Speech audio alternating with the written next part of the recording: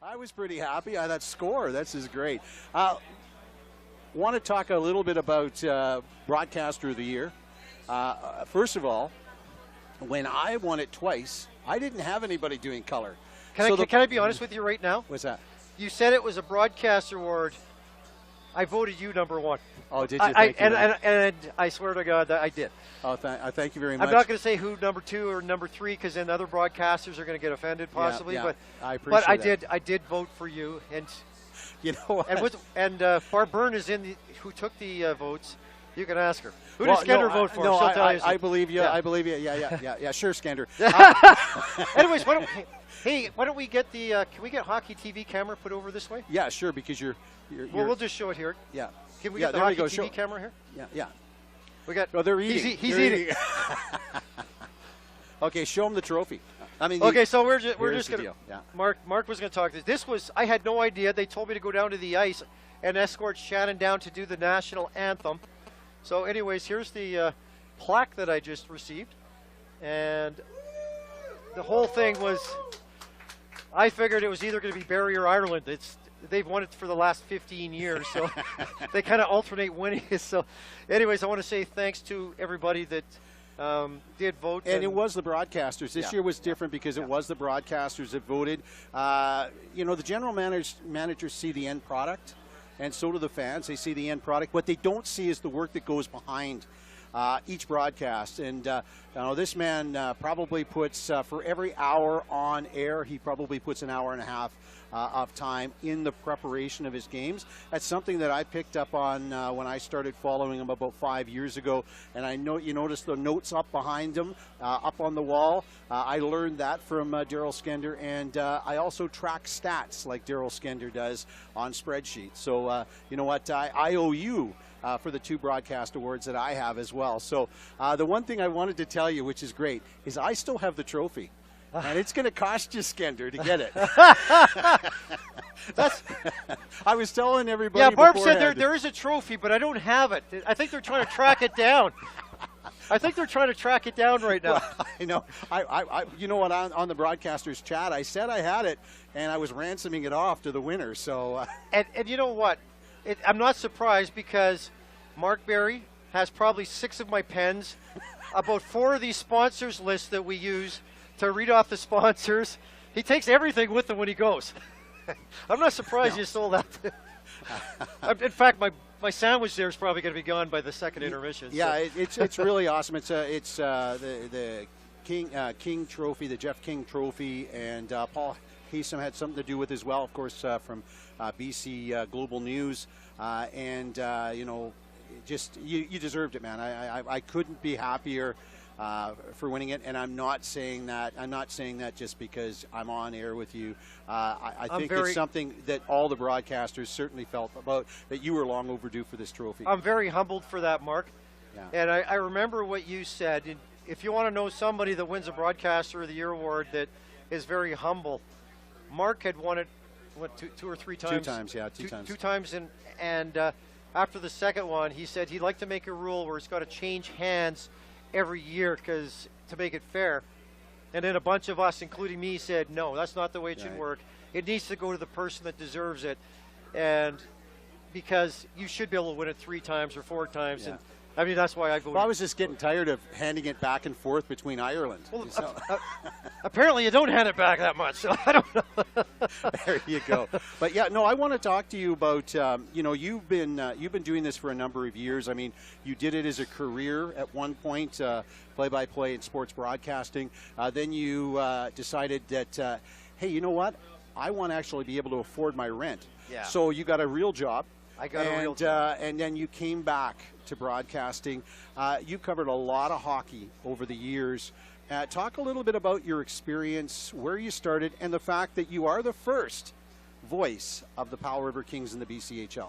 Yeah, that was started by myself and their public relations person. I'd always wanted to do play-by-play, and I never got the opportunity. I was living in Powell River. I was working at a radio station called CHQB. CHQB 1280. You know that radio. Yeah. It hasn't existed in a very long time. Yeah, I'm old. Yeah. So I was working at that radio station in Powell River, and I was their public address announcer. not as good as Dave Duick, but I was a public address announcer.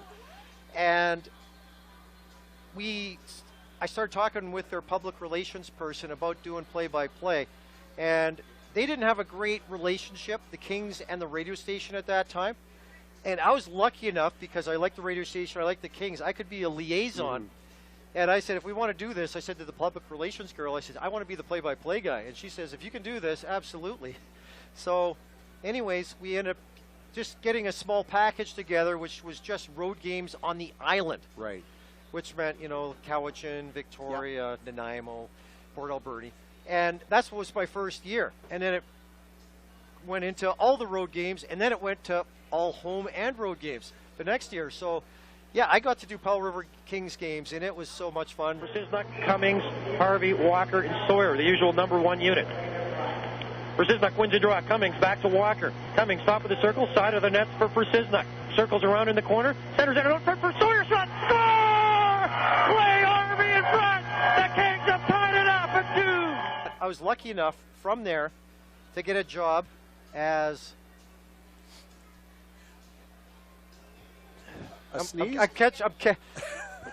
I'm catching my wife's cold. Oh, yeah. Great. Thanks a lot, Skender. Yeah, you went to Saskatchewan is where you went, right? I went to Saskatchewan and worked at 2 radio stations there, and it was a full-time sports play-by-play job. And that's awesome. That's all I did. How many teams were you covering? Because you were covering a few. I was covering 3 SJHL teams, the Melfort Mustangs, the Nipawin Hawks, the Humboldt Broncos. And then I was also off hockey season. I was doing football, and I was doing play-by-play for the University of Saskatchewan Huskies football team. And there I didn't have to travel on the bus with them. I got to fly everywhere. It was great. Oh, wow. Yeah, the Huskies fly everywhere, so that was great. So I did that for 5 years, and then it was time to come back for family reasons, etc. And I ended up meeting up with Marcia Webb, and she gave me this job as the play-by-play person. Of course, this isn't my full-time job. I just do this for Hockey TV, as it's a mandatory thing for the VIJHL. Right. And I've been lucky enough to do this. This is close to the end of my 7th year here now. Right. Yeah. It's great. It's great. You know, and the Glacier Kings actually do have a long history when it comes to good broadcasters. I mean, Randall Height was your color guy for a while, but before he's the best color guy I've ever had. Yeah, that you keep mentioning that.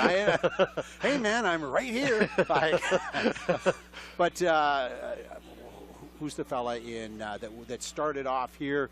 Dustin Forbes. Dustin Forbes, of course. He started doing play-by-play for the Glacier Kings, moving on up to the Dub where he is now. And that's the great thing. You know, we talk about this league as an opportunity for players to move up the ladder. It's not just players that move up the ladder. It's coaches, it's officials, and it's broadcasters. It's an opportunity for many teams and many young broadcasters and old broadcasters too to hone their craft, get better, and move up to the next level. Yeah, that's right. In my case, however, I went backwards. I went from Junior A to Junior B, and I'm taking over for Dustin Forbes, who actually is a good broadcaster, unlike myself. So I never had a chance to follow in his footsteps, but I'm happy with the fact that the Glacier Kings have given me this opportunity. But I don't want it just to be about me.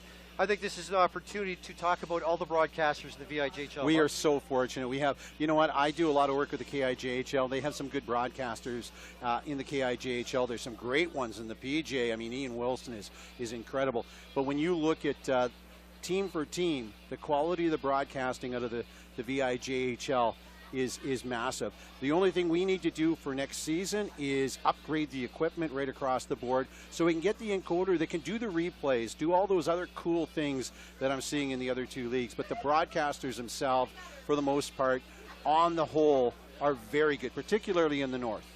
Yeah, I mean, I love watching hockey TV. And part of it, you know, quite often you have bad camera work, like it's dark building. The camera is zoomed way out, or it's not really clear. Players are running the cameras. But you know what? The broadcaster can still paint a picture, and it's a lot of fun. Yeah, there's some good ones right across the province, but on the island there's some really good ones in the North Island. Might as well mention a couple of names, particularly in the North Island. The South can take care of themselves. You know, you've got myself up in Campbell River, you here in the Comox Valley, Kyle Ireland, who does radio broadcasting, only Junior B hockey club. That's sad. That does home and away games.